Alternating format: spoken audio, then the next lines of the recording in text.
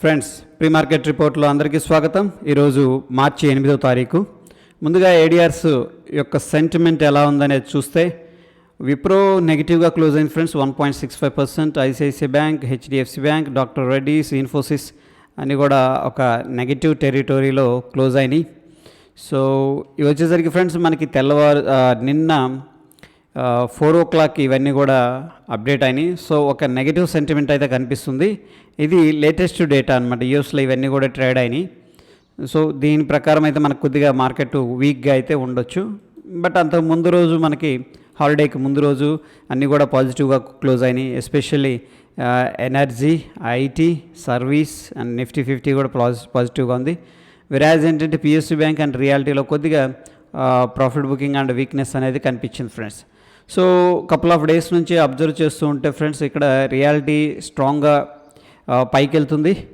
Okay, I think 2% పైన couple of days క్రితం చూసినట్టు గుర్తు. దాని తర్వాత మనకి మీడియా ఇది కూడా స్ట్రాంగ్గా కనిపిస్తుంది ఫ్రెండ్స్.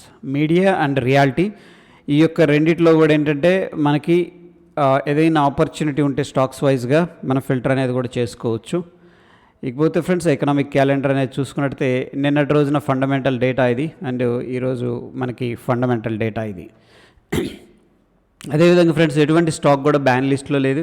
ఒకవేళ బ్యాన్ లిస్ట్కి వెళ్తే next India bulls housing finance, Adani and GNFC అనేది కనిపిస్తూ ఉన్నాయి. ఈరోజు ఎటువంటి కంపెనీ కూడా రిజల్ట్స్ అనేది అనౌన్స్ చేయట్లేదు ఫ్రెండ్స్. అండ్ ఓపెన్ ఇంట్రెస్ట్ విషయానికి వస్తే మనకి 17,800 దగ్గర 17,900, 18,000 ఈ మూడు కూడా కాల్స్ అనేది అగ్రెసివ్గా సెల్ చేసినట్టు తెలుస్తుంది ఫ్రెండ్స్.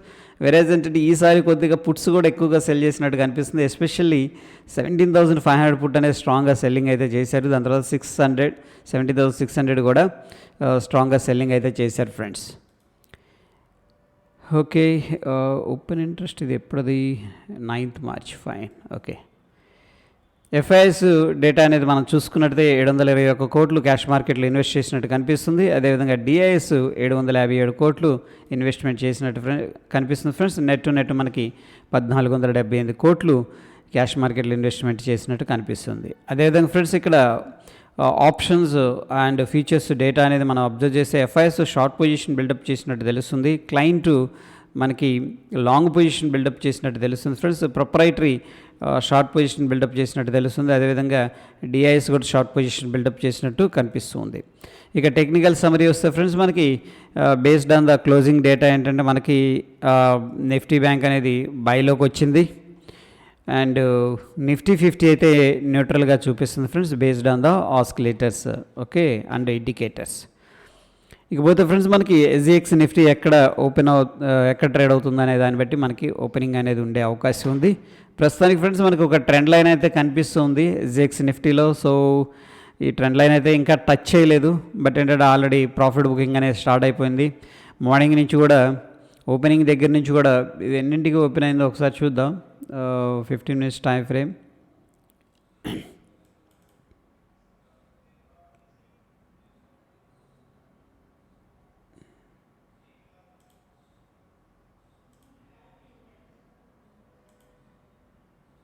సెషన్ బ్రేక్స్ అనేది ఎనేబుల్ చేద్దాం.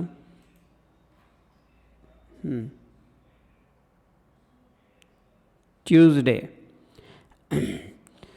నిన్న 325కి ఓపెన్ అయినట్టు చూపిస్తుంది ఫ్రెండ్స్. నిన్న 325కి ఓపెన్ అయింది అంటే సంథింగ్ 330, 320.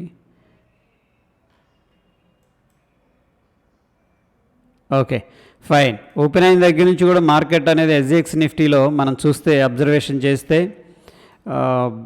యాక్చువల్గా అంతకుముందు ఎస్జిఎక్స్ నిఫ్టీలో అంతకుముందు మొమెంటం ఎలా ఉందంటే మనకి అప్ సైడ్ ఉంది. ఓకే, సో ఇక్కడైతే ట్రెండ్ లైన్ బ్రేక్ డౌన్ జరిగింది. ట్రెండ్ లైన్ బ్రేక్ డౌన్ జరిగిన దగ్గర నుంచి కూడా అంటే 17,860 అనుకోవచ్చు రెసిస్టెన్స్ లెవెల్. 17,860 లెవెల్ దగ్గర ఈ లెవెల్ ఫ్రెండ్స్.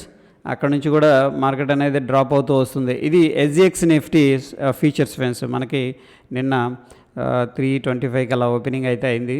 ఓకేనా. సో ఎనీహౌ మన నిఫ్టీ అనేది ఎలా ఉందో చూద్దాం. మన నిఫ్టీ వచ్చేసరికి మనకి పాజిటివ్గా ఉంది ప్రస్తుతానికి.